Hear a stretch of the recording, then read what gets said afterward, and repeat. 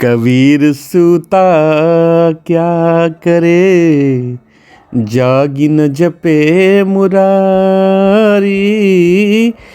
एक दिन तू भी सोवेगा, लंबे पाँव पसारी कबीरा, लंबे पाँव पसारी।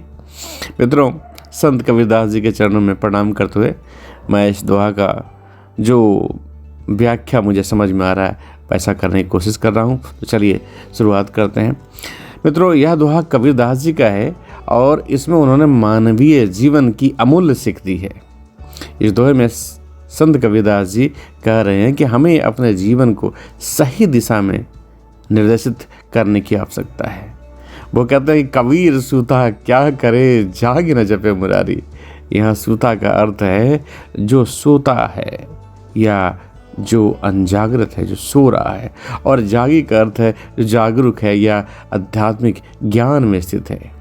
तो मित्रों, दोहे के इस अंश में संत कबीरदास जी कह रहे हैं कि जो व्यक्ति जागरूक नहीं है, जो आध्यात्मिक ज्ञान में स्थित नहीं है, वह मुरारी का जप नहीं करता। मुरारी अर्थात भगवान का नाम जप नहीं करता। वो आगे कहते हैं कि एक दिन तू भी सोएगा, लंबे पाँव पसारी। यहाँ एक दिन का अर्थ है किसी न किसी दिन या जीवन के अंत में।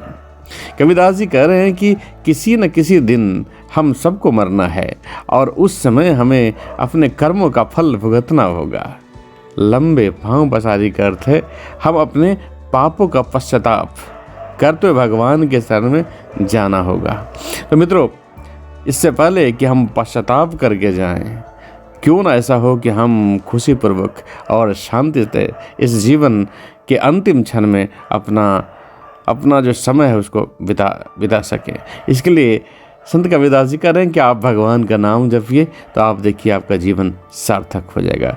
तो मित्रों, एक बात और इसमें संत कबीरदास जी हम लोग से कहना चाह रहे हैं कि हम लोग को समझना ज़रूरी है कि हमारे जीवन में समय रहते हुए, जब हम अपने युवावस्था में है, उस समय ही सही कर्मों से अपने आप को धन्य कर लें, भगवान से समय रहते जुड़ें। ऐसा ना हो कि हम अपने अंतिम क्षण में भगवान से जुड़ना चाहें और उस समय हमें पश्चाताप का अनुभव हो और हम भगवान का नाम जाप करते हुए ये लगे कि मैंने कुछ अपने जीवन में अधूरा छोड़ दिया या कुछ ऐसा कर्म जो करना चाहिए था वो नहीं किया। इसलिए संत कबीरदास जी समय रहते हुए या समय का महत्व को समझा रहे हैं और हमें अपने कर्मों के द्वारा सही राह का चयन करना चाहिए, ऐसा सिखा रहे हैं। तो मित्रों, इन्हीं शब्दों के साथ मैं अपने वाणी को विराम देता हूँ। संत कबीरदास जी के चरणों में पुनः प्रणाम करता हूँ। आप सभी को नमस्कार करता हूँ। जय सिया राम।